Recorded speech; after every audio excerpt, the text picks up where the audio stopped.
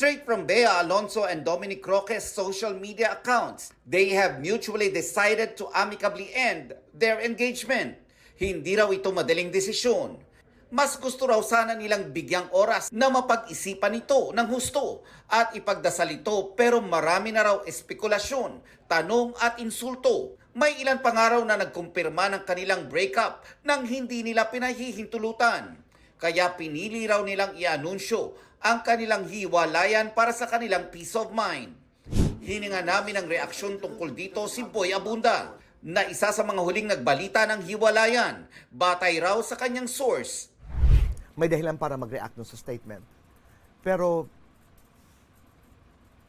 I'm not going to do that now. Kasi, I realize na people involved in this controversy are going through pain. Masakit maghiwalay, masakit ang mapunta doon sa sitwasyon na yon. Even pain deserves respect at pinipili kong manahimik.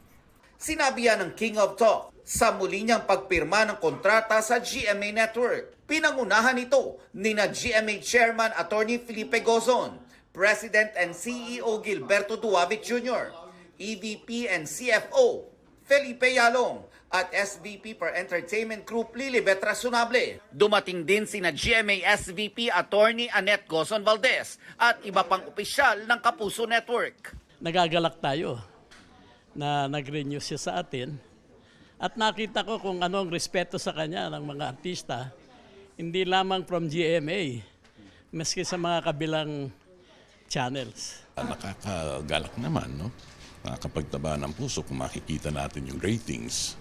Patunay lang na with Boy, yes, the answer is yes. So we look forward to many more years. Papasalamat tayo kay Boy sa tiwala niya. What kept me going from the very beginning was my unflinching belief in the power of the interview. So, ang dami ko pa rin natututunan. Paano ko ba hihikayatin si nanay, si tatay at ang kapuso para manood, para may bagong mapanood? On Spotlight, ang panonood ni Taylor Swift ng Super Bowl. Matapos ang The Eras Tour sa Japan, lumipad pa Amerika si Taylor para suportahan ang boyfriend na si Travis Kelce. Doble ang saya ng Kansas City Chiefs player na nanalo na kontra sa San Francisco 49ers na bigyan pa ng kiss and hug ni Taylor.